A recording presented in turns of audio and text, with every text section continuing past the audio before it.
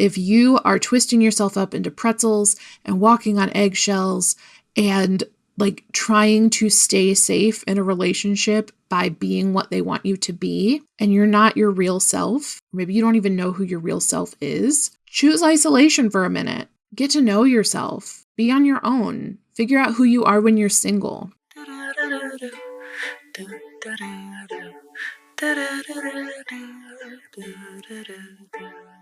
Hey friends, welcome back to Caitlyn Talks About Their Trauma Through the Lens of Psychology, because that's what we're doing now.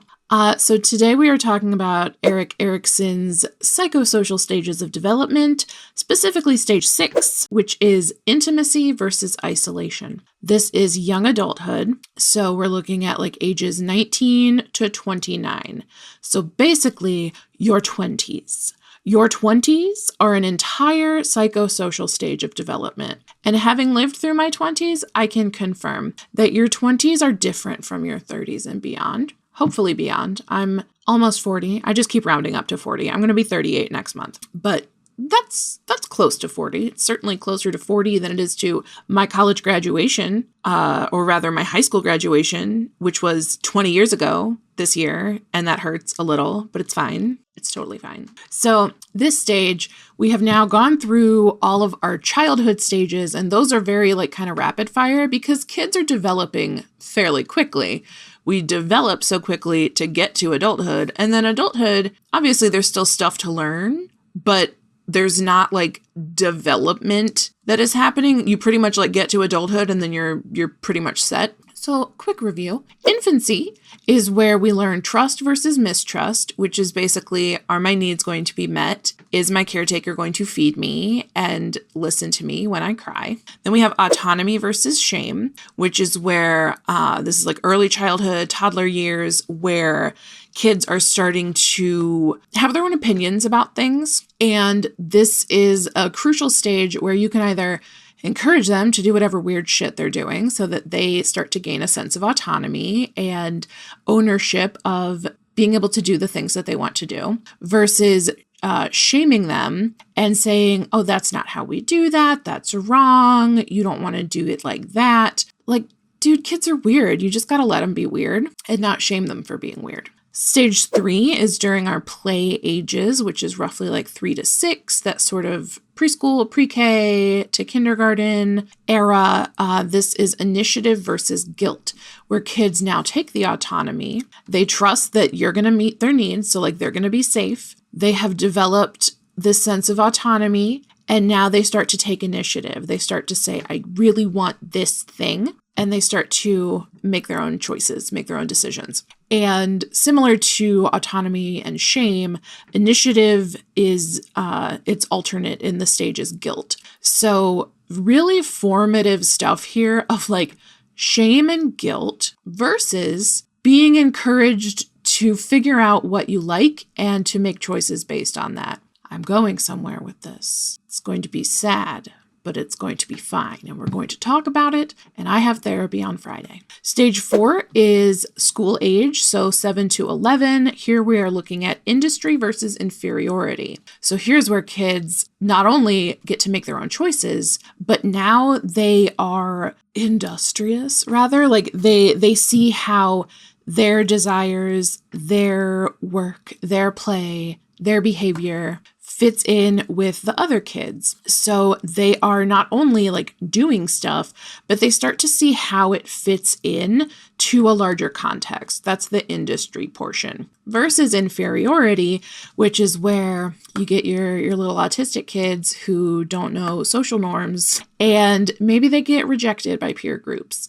Maybe the kids think that the way that they play is weird. And so they are getting a little bit shamed, and they come away with this sense of not being good enough. And so that is happening around like age 7 to 11, the kind of middle school years. Then we get identity versus role confusion. This is our adolescent phase from 12 to 18. And this is where you are trying on different identities. So a teenager, you have an emo phase, you have a goth phase, you maybe are experimenting with your sexuality, and you are starting to be be interested in sex and relationships for the first time. This is a time where you are figuring out who you are, versus role confusion, which is when you have been kind of parentified and you're not quite sure who you are because you have had to become someone else. As I'm like stacking these blocks up on top of each other, I am seeing my own childhood flash before my eyes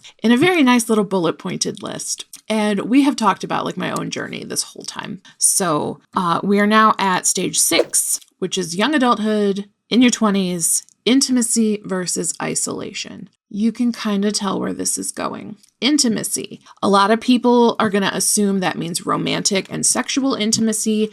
That's not necessarily it. There are plenty of people who don't want that. So intimacy also relates to deep, meaningful friendships, deepening familial relationships. You know, like maybe you grew up seeing your cousins here and there, and then in your 20s, you kind of like understand, oh yeah, we're all our own people too. We don't just get together at family reunions. So maybe you start to make friends with the peer group within your family. And then of course, obviously, yes, there are romantic relationships as well. We're going to talk about my marriages again. So I got married at 21. I started dating my first partner at 18, and we got married when we had been together for 3 years. So I'm 21. I'm right in this intimacy versus isolation stage. Got divorced when I was 23. And then I got married again. And then I got divorced right as I turned 30. So I got 2 marriages and 2 divorces in this intimacy versus isolation stage. And that is because I was so afraid of isolation that I would take intimacy any way I could get it. So we're going to unpack that today, my friends, because that's not how we should be making our decisions about who to be intimate with. So when I'm talking about intimacy, I'm also talking about vulnerability, because friendships, relationships of any kind, anything that is deep and meaningful has to be between 2 vulnerable people. You have to share your real self with a person who is also sharing their real self, and that is where a real relationship is made. Unfortunately, a lot of us get to this stage and we are presenting a front of what we think that other person wants us to be. I did not know who I was until my 30s because I had spent my whole life being whatever other people wanted me to be. So in the intimacy versus isolation stage, our focus here is developing loving relationships. So primarily, I will be talking about romantic ones because that's where my story is going to take us. But just know I love my ace and demi friends. And if you are not somebody who was chomping at the bit to figure out romantic relationships, I completely understand you. Apply everything I'm about to say to friendships, if that is more applicable to you. Okay, great. So, me personally, I was raised through all of these stages, pretty much getting the short end of the stick every time. So, by the time I am 18, my personality is built on guilt, shame, inferiority, and role confusion. I don't know who the fuck I am because I've always been whoever I had to be safe. So I'm not going into my 20s, my early adulthood with a sense of who I am, what I want, and honestly anything. I was following a script. And part of that is due to being autistic and not knowing it. So to me, a script was like a lot of comfort, like that was guardrails. And so I'm like, okay, so you start to date and then you get married and then you have babies and then. So I totally bought into the concept of the relationship escalator, which is where there is like a predetermined way that relationships work and you find somebody and you get on that escalator with them and you just slowly start to go up the escalator until you get to your destination. That is not the only way to live your life. Things I did not realize until I was in my 30s. So where a lot of us are using our early adulthood and the identity versus role confusion, like this is why dating in high school actually kind of not a bad idea, because you get to go through like your first heartbreak, right? And your parents are there, hopefully, to tell you that it's not about you. Like, you're young, relationships don't usually last forever. Like, there's a lot of value in having a relationship when you are a teenager because you're modeling how relationships work. Meanwhile, me, idiot, dated and married the first man that I found. And it's not fair to call myself an idiot because I was under a lot of pressure to be perfect and follow my escalator script. And I thought that my parents would approve more, especially my mother. That's where a lot of the stress comes from. My mother would approve of me if I showed her that I had succeeded at finding a man. Don't even get me started on like why she thought that being marketable to men was like such an important thing. And actually, I just put it together. It's because she was always able to sort of like leverage her relationships with men in order to survive. So like we moved in with that boyfriend of hers because she needed a place for her kids to live. And yeah, like I'm seeing now like through this lens, I think my mom was always worried about being attractive to men because her survival skills were sort of related to being valuable to men. Now, like, they're not anymore. She's off living her best life. She has a dog. That's great. Don't talk to me, but I'm glad you're doing okay. But as I'm growing up, her commentary to me was always like, no man's going to want you if. Nobody's going to date you if you eat like a pig. Nobody's going to date you if you burp. Nobody's going to date you if this, if that, if you don't shave your armpits, if you don't shave your legs. So she is giving me this message over and over and over again, saying like, you're only worth something if a man says so. And my mom's like a feminist. So the misogyny was really coming from inside the house on that one. Holy shit. My mom thought she was a feminist, I guess. That's a little not feminist right there. So I really did grow up learning to be palatable, learning to be smart and witty and charming, but not too much, learning to hide my bodily functions because, I don't know, girls don't poop or something. And so when I got to this relationship at 18, when I met my first husband, the fact that he wanted me at all, I thought was like a fluke. Like, oh my God, the universe has given me this man and I will not fumble this. So that was a mistake, but it's fine because that's how you learn, right? And, you know, to my ex-husband, if you're watching this, I'm sorry that it was a mistake, but I gotta be real with you. If I was who I really was, you would never have wanted to marry me in the first place. And that's the problem. The problem is if I was 100% who Caitlyn is, I would not have married either of those two men because I would know that they did not mesh with what I want in life, in a relationship, in my intimacy. And bruh, that's huge to figure out at almost 40. So I do feel like kind of stunted sometimes because this is stuff that I was supposed to be figuring out when I was a teenager so that I could then spend my 20s finding an actual partner that I wanted to spend my life with. And again, I'm being very relationship escalatory on this. Not everybody's into romance. That's fine. But from my own perspective, I thought that having a marriage, being married, having a husband, being valued like that would give me satisfaction, would help me feel like a real adult. Actually, that's pretty accurate. I did feel like once I get married, I'll be a real adult. But like I was 21, man, like my brain wasn't even done cooking. My brain wasn't done cooking by the time I got that first divorce. Let me consult my little website here. So here's the main conflict of this stage. Individuals who successfully navigate this stage are able to form intimate, reciprocal relationships with others. Intimate means vulnerable, means your authentic, real self, because we have non-intimate relationships all over the place. And that doesn't mean that they're bad relationships. It means that they are surface level. It means, you know, the manager at the restaurant where you go every Friday for breakfast, like that's a relationship that doesn't have to be intimate to be valuable to you. You know, I like being a regular at restaurants. I like when I go in and they're like, oh, do you want your usual? I love that relationship. It's not intimate. They don't see me crying over terrible heartbreaks. So also in these relationships, people are comfortable with mutual dependency. This is not codependency. This is mutual, reciprocal dependency, interdependence, if you will, as opposed to isolation, individualism, where you're like, well, I can take care of everything by myself because you've never been able to rely on other people to support you. And that does not a super healthy relationship make.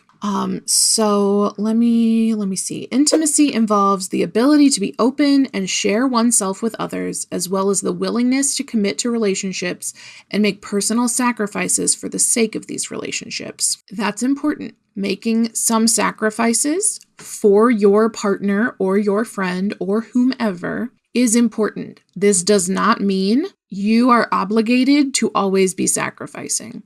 Because remember, this is supposed to be reciprocal. They should also be making sacrifices on your behalf. For instance, maybe you have a peanut allergy and your partner loves peanut butter, but because they love you, they do not keep peanut butter in the house. They do not kiss you if they eat peanut butter.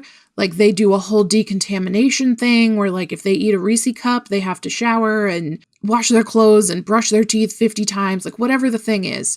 But because they love you and they want you in their life, they don't eat peanuts. To some people, that is a big sacrifice. To other people, that's the bare minimum that they would expect. Where we get into trouble is poor little traumatized Caitlyn, and I'm sure many other people. I grew up with this inferiority, shame, guilt, and role confusion.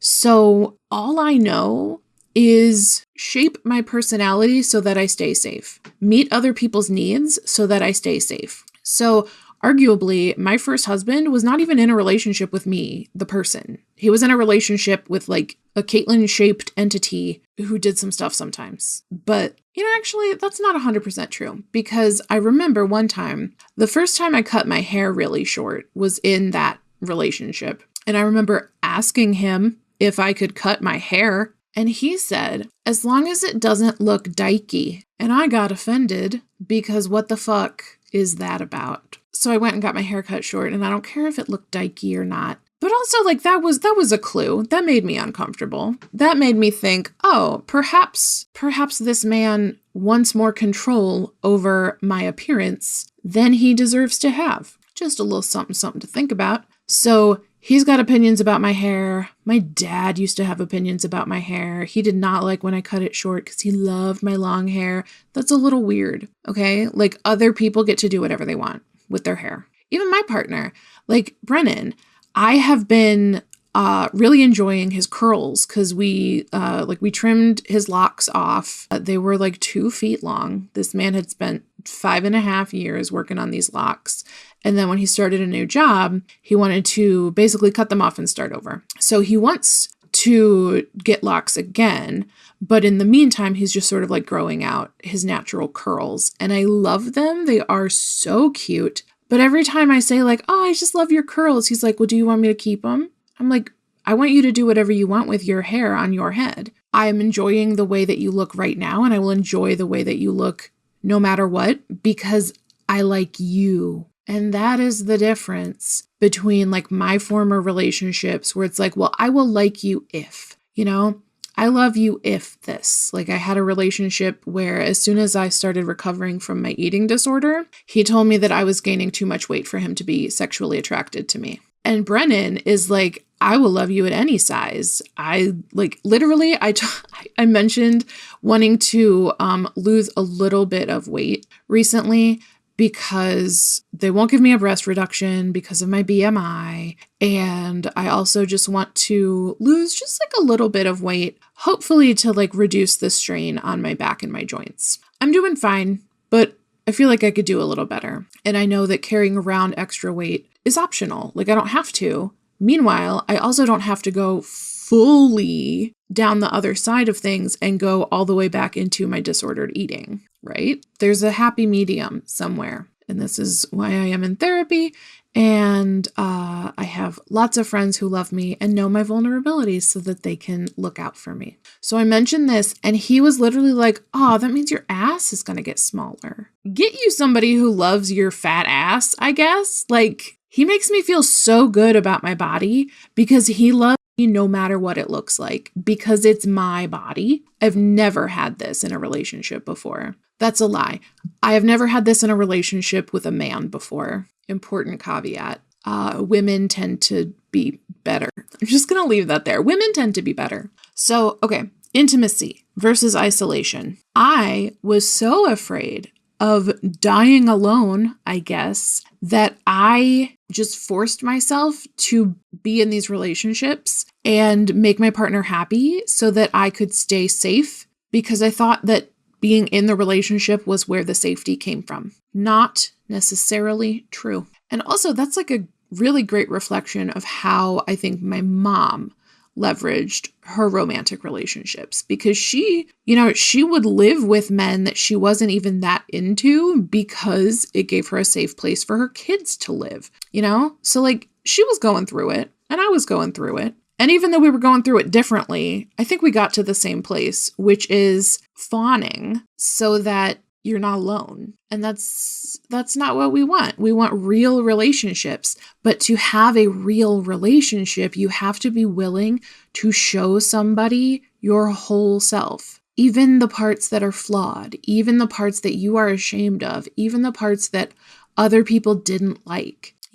I'm so loud about being fat and queer and non-binary and like rageful. Like, I am constantly angry at the government. And my partner loves all of this about me. My partner knows all of this about me and chooses me. And that is something I have never had before in my life. Being able to be like, this is who I am. This is Caitlyn Fisher. I like these things. I don't like these things. These are my expectations. This is something I'll never do. Like, no matter what the thing is, my partner listens, hears me, meets me where I am, and loves me just because of me, which means I can figure out more of what makes me me because I don't have to worry that he's going to reject it. And when you're able to be your full self in a relationship without being rejected, that's where this intimacy comes in. And that is what gives us fulfilling, reciprocal, respectful relationships. It's so good, you guys. It is so good. Please hold out for a relationship like this. If you are twisting yourself up into pretzels and walking on eggshells and like trying to stay safe in a relationship by being what they want you to be, and you're not your real self, maybe you don't even know who your real self is, choose isolation for a minute. Get to know yourself. Be on your own. Figure out who you are when you're single. I was trying to figure out who I was when I was single when I met Brennan. And then we've been inseparable for 6 years. And he proposed to me this weekend. So that happened. And I'm pretty excited about it. And I'm a little bit anxious because it's my third wedding or my third marriage. And I'm worried that people will judge me. But honestly, I can be like, look, psychosocially, I shouldn't have gotten married when I did. So the first one, I get a do-over. And the second one, he groomed and abused me. So that wasn't my fault either. This is the first marriage that I have actively cultivated this relationship, chose him. He chooses me. We choose each other every day. And that's what it is supposed to be. That's what it was always supposed to be. And I never thought that I was going to get this. I didn't even know that this was an option because I was raised in all of the guilt and shame and confusion and inferiority. And now that I'm dealing with those things, I'm healing those wounds, I am addressing them, I am in therapy, I am reading books. Now I can actually be the person that I am, and I can be chosen for that. And holy shit, it feels so much better than being terrified all the time that your relationship's going to fall apart if you don't behave the right way. So on that note, welcome to Caitlyn's Trauma via Psychology, and I'll see you next week. Okay, I love you and there's nothing you can do about it. They'll change your approach and tell you a joke to lighten your load and help you along or sing you a song. Do-do-do-do-do, do-do-do-do. Da-da-da-da-da-da-da-da-da.